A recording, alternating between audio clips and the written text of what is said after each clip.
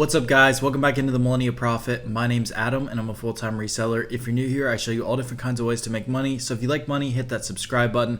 Today I'm going to be getting into the top 5 reselling side hustles of this year. So let's get into it.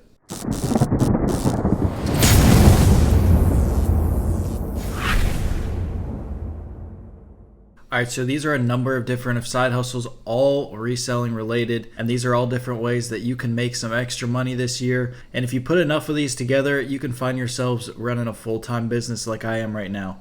Number 1, thrifting. Thrifting is obviously pretty self-explanatory by the name. It's when you're going to thrift stores and buying things on the cheap and selling them for more. Obviously, just like anything in this game, you have to do research, and that's one thing that hinders a lot of people from getting in this game is they don't know what's good and what's bad. But thrift stores is a great way to learn this game and a great way to get into it and get your feet wet, because you don't have to spend a ton of money in it like you do on the retail side of things. So if you get burned, you only spent a couple bucks on a sweater or whatever you bought. But this is a great way to learn like your niche too and what interests you, because you'll be able to find in the thrift stores a variety of different things, and you'll be able to see what areas of the retail stores you should start to look in once you build up that capital. So again, a great place to start is thrifting because you don't need a ton of capital and you can start to flip your investments and turning into more capital pretty fast. A lot of the stuff is slower selling, but again, if you go in the electronics, that's where I like to go in thrift stores. There's lots of money to be made in there. It's a great way to teach yourself how to start shipping things as well. You just kind of got to get your feet wet there. Number 2, retail arbitrage.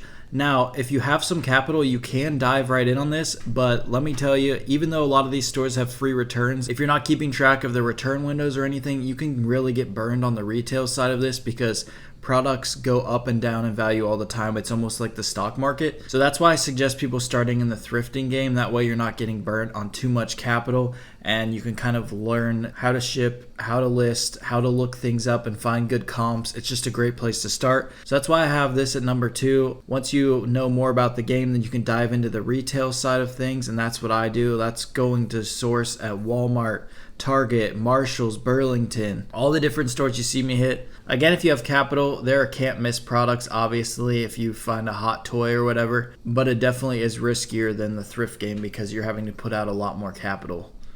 Number 3, kind of the same type of thing as retail arbitrage, but online arbitrage. This is a lot of what we do in the Cook Bolo groups, my group, Bread and Butter group. This is what we're doing. We're calling out things online.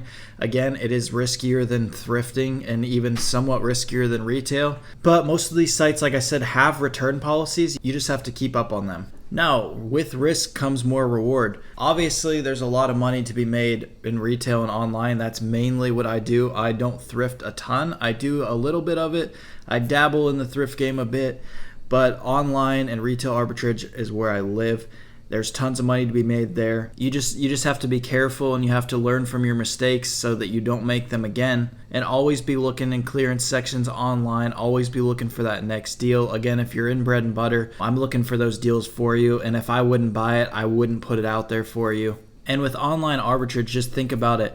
Everyone has their own niche, their own thing that they know. And think about the endless amounts of websites and places there are to buy stuff.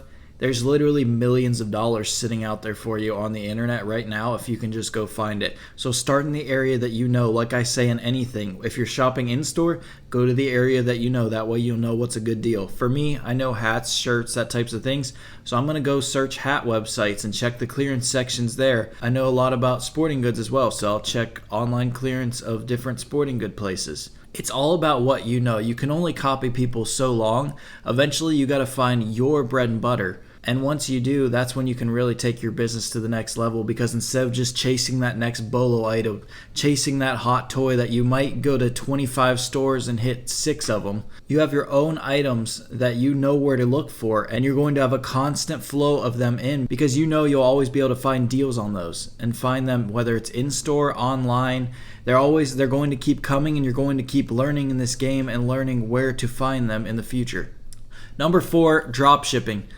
This one I've dabbled in a bit as well. I've drop shipped a little bit from Amazon to eBay, Walmart to eBay. It's kind of the same thing as the online arbitrage. There's literally millions, if not billions of dollars sitting out there in drop shipping. So basically drop shipping is Say I find an item on Amazon over here for 15 bucks and it's selling on eBay for $32. You list it on eBay for 32 bucks. When it sells, you buy it on Amazon to the person's address that was on eBay, and you're not having to touch it at all. You don't even have to pay shipping. So your margins can be very high on that. Now you have to be careful in drop shipping because stock on the websites that you're drop shipping from can fluctuate and go in and out of stock. So if you just list a bunch of stuff to drop ship and you're not constantly looking at those items to make sure they're in stock, then you're going to sell them on eBay when they sell out because they can't find them anywhere else, and then you're kind of screwed. And you might ask, well, why would someone buy something on eBay for $32 when it's somewhere else for $15? Because people are not that smart with their money. I think it's pretty obvious. People have their places they buy stuff and they're going to buy it there. Whether they're an eBay person, Amazon person, not many people check deals to make sure that they're getting the best possible deal. They don't check other sites. It doesn't make much sense, but it is a thing, and I've done it quite a bit in the past. I have not been doing it lately, but whenever I start to get some downtimes and I'm not finding physical inventory as well, then I'll start to do some research and find some dropship products, which is always a nice little source of income. And number 5, I am not knowledgeable on this at all, but it is big money right now. NFTs, we actually have a channel and a couple knowledgeable people on these in our group currently. Again, I know really nothing about these. I know that they're basically just like online art that you buy, but they're like stocks and they go up and down in value. My first experience in NFTs was NBA Top Shot. I don't know if you guys remember that a couple months ago, but you would buy a pack of cards online and it would just be like a short little clip.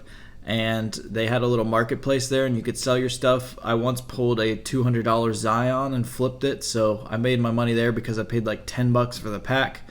Again, doesn't make a ton of sense to me, but there's a lot of people into these, and if you get the right ones at the right time, there's people making thousands of dollars on these right now. So again, I didn't go super in depth on any of these. I kind of wanted to just point out 5 of these, and I'll make future videos on each one of these. Again, most of my videos are retail arbitrage or online arbitrage. If you guys have any video ideas or anything for me, I'd really appreciate it. Thank you guys so much for subscribing, each and every one of you that has. We have just passed 2,700 subscribers, which I never could have imagined to be here in less than a year. So I'm truly thankful and blessed for each and every one of you. If you're not already following me on Instagram, you can do so at millennial_profit. You can also check out the cook group down below and follow us on Instagram at Bread and Butter Group. We will be opening soon to the public, so stay tuned on that. There's money to be made everywhere, guys. Let's go get it. Thank you for watching The Millennial Prophet.